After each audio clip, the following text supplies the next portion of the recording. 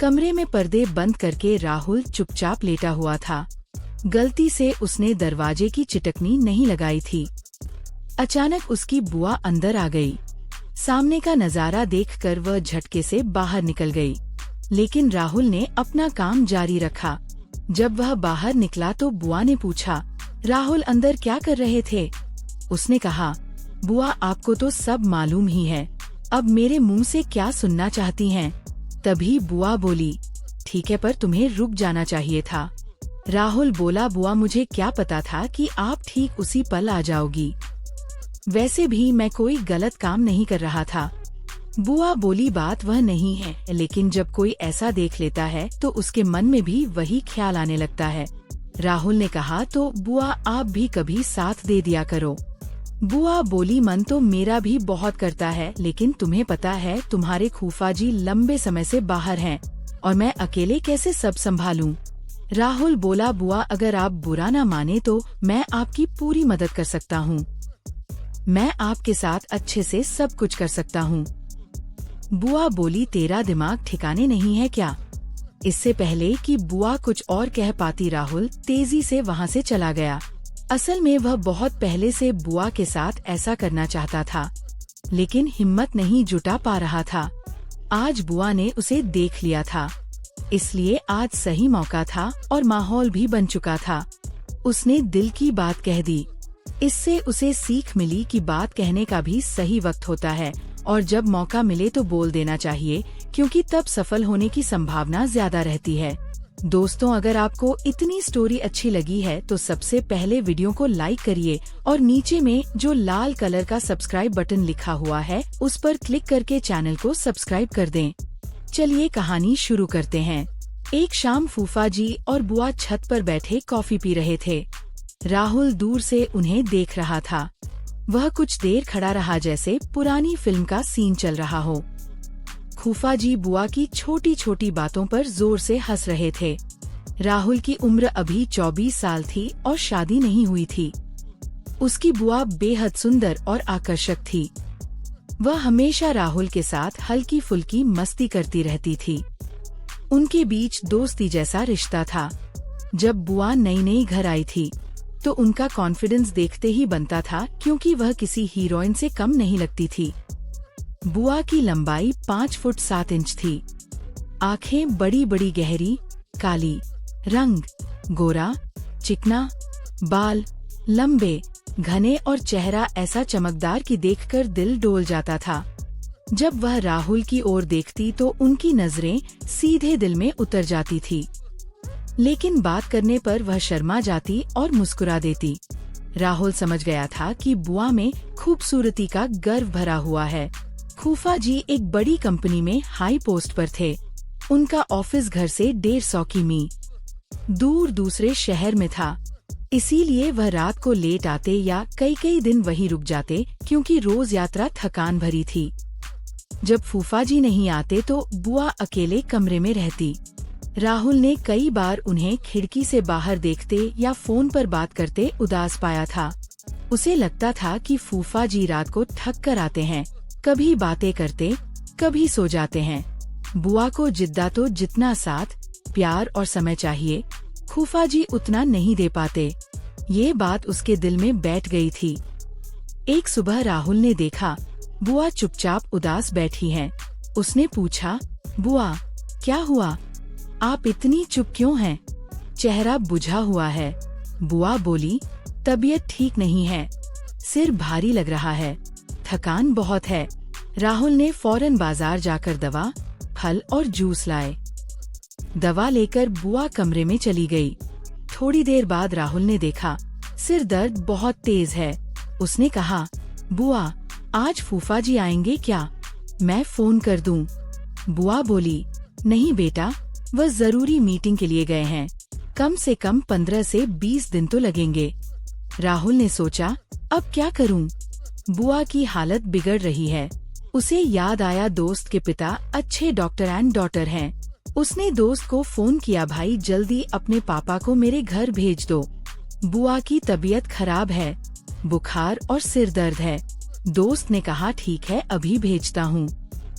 थोड़ी देर में डॉक्टर आए, चेक किया, इंजेक्शन दिया, दवा लिखी। 1.5 घंटे बाद बुआ को राहत मिलने लगी। दोस्तों, इतनी स्टोरी आपको अच्छी लगी है तो सबसे पहले वीडियो को लाइक करें और चैनल को सब्सक्राइब करें। दोस्तों, जल्दी से सब्सक्राइब कर लो।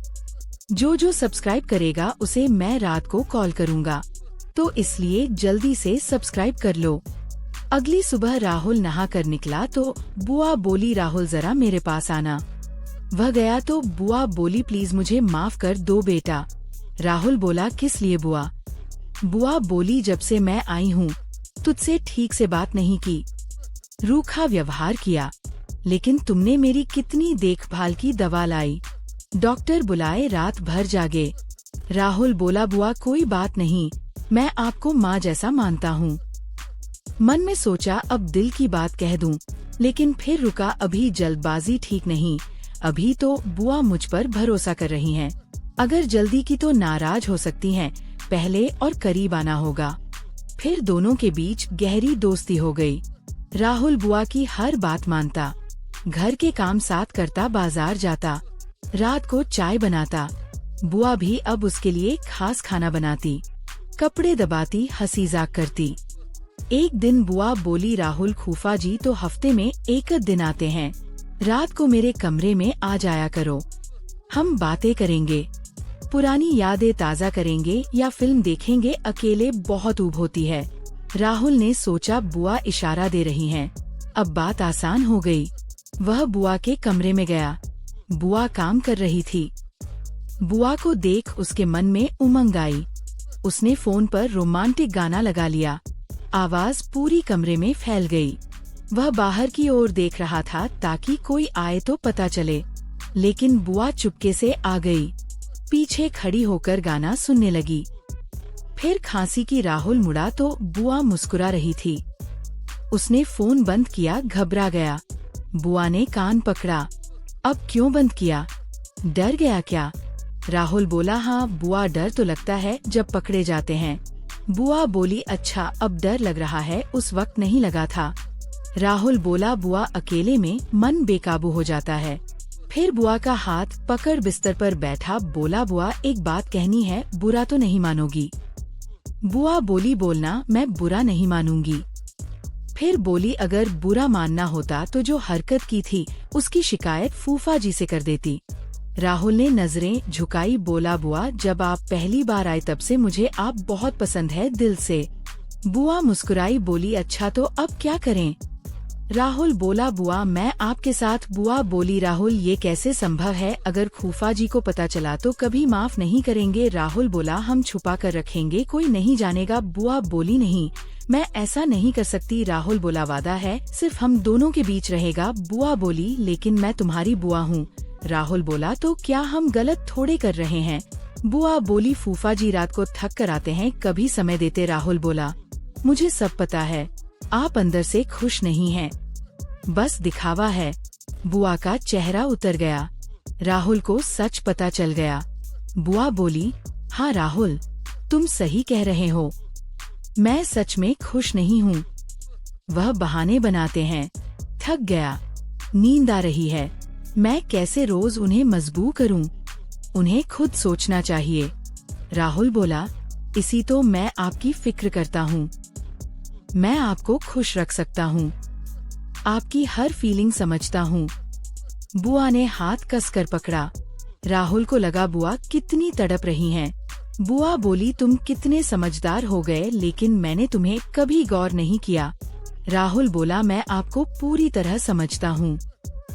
बुआ बोली, चल सोचकर अब बताती हूँ, और चली गई।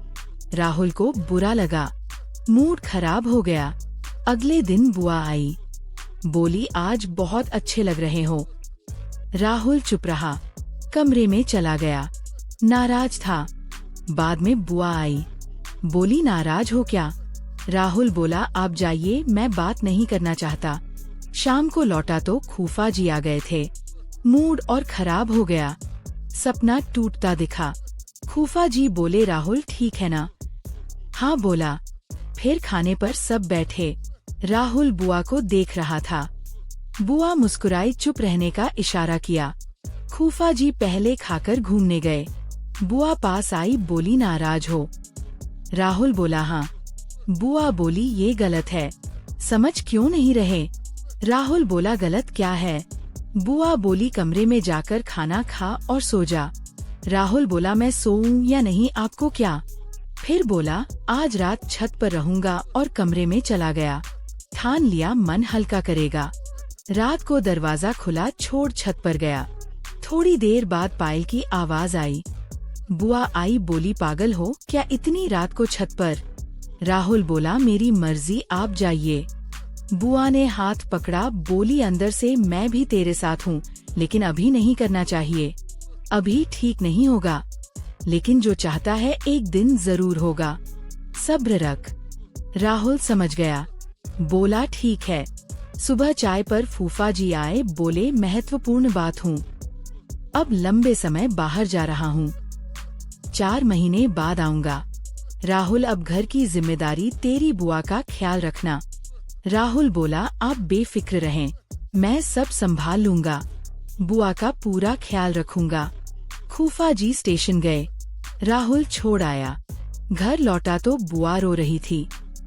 बोली फूफा जी अब 4 महीने नहीं आएंगे, पहले भी कम आते थे। राहुल ने सांत्वना दी, मैं हूँ ना आपके साथ। बुआ ने गले लगाया, फिर धीरे धीरे नजदीकी बढ़ी। बुआ अकेली दुखी थी, तैयार हो गई। दोनों ने बिना डर के प्यार बांटा, समय दिया। राहुल ने कमी पूरी की, रात भर देखभाल की, बातें की, हसीजा किया। बुआ भी खुशी से भर गई, हर पल एंजॉय किया। सुबह बुआ के चेहरे पर चमक थी। बुआ बोली जो साथ दिया उसके लिए शुक्रिया, तड़प रही थी। राहुल बोला आप मान ही नहीं रही थी, देखो अब खुश हो। बुआ ने गले लगाया, थैंक यू, तुमने नई जिंदगी दी। फिर राहुल बुआ के साथ सोने लगा, दोनों खुश रहने लगे। दिन काम साथ, शाम छत पर, रात बातें। लेकिन धीरे धीरे राहुल को बेचैनी, अपराध बोध हुआ, हर सुबह पछतावा। बुआ भी उदास रहने लगी, सोचती रहती। एक दिन छत पर चाय पीते राहुल बोला बुआ क्या हमने बहुत बड़ी गलती की? बुआ ने सिर झुकाया, बोली हाँ बहुत बड़ी, मैं बुआ हूँ, तू भतीजा, रिश्ता माँ बेटे जैसा पवित्र होना चाहिए था, हमने कलंक लगा दिया, फूफा जी का विश्वास तोड़ा, परिवार का सम्मान मिटाया, अब डर लगता है, पता चला तो क्या होगा? राहुल की आंखें भर आई, बोला माफ कर दो, मैंने हद पार की, आप उदास थी, मैंने गलत फायदा उठाया, पछतावा हो रहा है, नींद खाना सब बेकार। बुआ बोली मैं भी दोषी हूँ, मना नहीं किया, खुद बढ़ी, जब फूफा जी आएंगी कैसे मुंह दिखाऊंगी, या गलती जिंदगी भर सताएगी। दोनों गले लगे, लेकिन अफसोस भरा। फैसला किया अब सिर्फ पवित्र रिश्ता, कोई गलत नजदीकी नहीं।